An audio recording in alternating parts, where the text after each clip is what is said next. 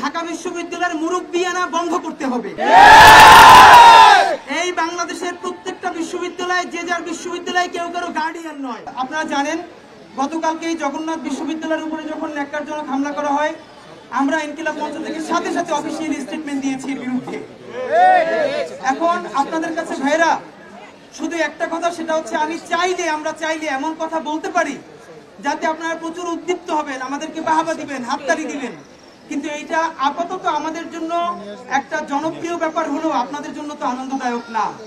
কারণ আপনারা সেই গতকালকে সকাল থেকে আন্দোলনে করে আমরা রাতেও এসে খোঁজ নিয়ে গেছি, আপনারা শত শত ছেলে মেয়ে আপনারা রাতে এখানে শুয়েছিলেন।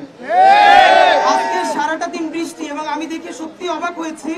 আমি ভাবি নাই যে বৃষ্টির মধ্যে এসেও সকল স্যারদেরকে পাবো, এসে দেখছি স্যাররা আপনাদেরকে ছেড়ে যান নাই। আমি নিজে ঢাকা বিশ্ববিদ্যালয়ের শিক্ষার্থী ছিলাম, হাজারবার বলেছি, আবারও বলছি, ঢাকা বিশ্ববিদ্যালয়ের মুরব্বিয়ানা বন্ধ করতে হবে। এই বাংলাদেশের প্রত্যেকটা বিশ্ববিদ্যালয় যে যার বিশ্ববিদ্যালয়, কেউ কারো গার্ডিয়ান নয়। এবং বাংলাদেশে যেটা হয়েছে জগন্নাথ বিশ্ববিদ্যালয়ের একটা ব্যাপার আমি নিজে জানি, কারণ আমার ভাই ওখানে শিক্ষার্থী ছিলেন। ঢাকা বিশ্ববিদ্যালয়ের যেই সব ছাত্ররা আগে জগন্নাথে ভিসি হিসেবে বা বিভিন্ন পদে পদায়িত হতেন, তাদের মন মতো প্রার্থীকে জগন্নাথ বিশ্ববিদ্যালয়ের শিক্ষক বানানোর জন্য জগন্নাথ বিশ্ববিদ্যালয়ের শিক্ষার্থীদেরকে ইচ্ছা করে সিজিপিএ কম দেওয়া হতো। এমনও হয়েছে যে যারা পরীক্ষায় ভালো করেছে, থিসিসে, ভাইভায়, তাদেরকে গ্রেড একদম লো করে তারপরে তারা যেন পরীক্ষা আবেদন করতে না পারে সেই ব্যবস্থা করা হয়েছে।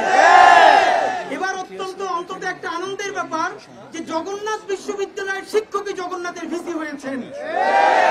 বন্ধুরা আমার, গতকালকে এখানে একটা অনাকাঙ্ক্ষিত ঘটনা ঘটেছে এবং আপনাদের প্রতি অত্যন্ত সাধুবাদ জানাই। আমরা ইনকিলাব মঞ্চের ভাই বোনেরাও আপনাদেরকে অনুরোধ করেছিলাম যে ভাইয়েরা, পুরো বাংলাদেশ আপনাদের ন্যায্য দাবির সাথে আছে। দেখেন, একজনের সাথে পার্সোনাল মতামত, আদর্শিক ভিন্নতা আমাদের সবার আজীবন থাকবে। সেটা যদি না থাকতো তাহলে আমরা সবাই মিলে একটা দল করতাম, সবাই মিলে আমরা একটা গোষ্ঠী হতাম। কিন্তু না, এই যে অনেক দল, অনেক গ্রুপ, এটাই তো ডেমোক্রেসির সৌন্দর্য। কিন্তু কথার জবাব আমরা কথা দিয়েই দিব, কোনো শারীরিক ভাবে নয়।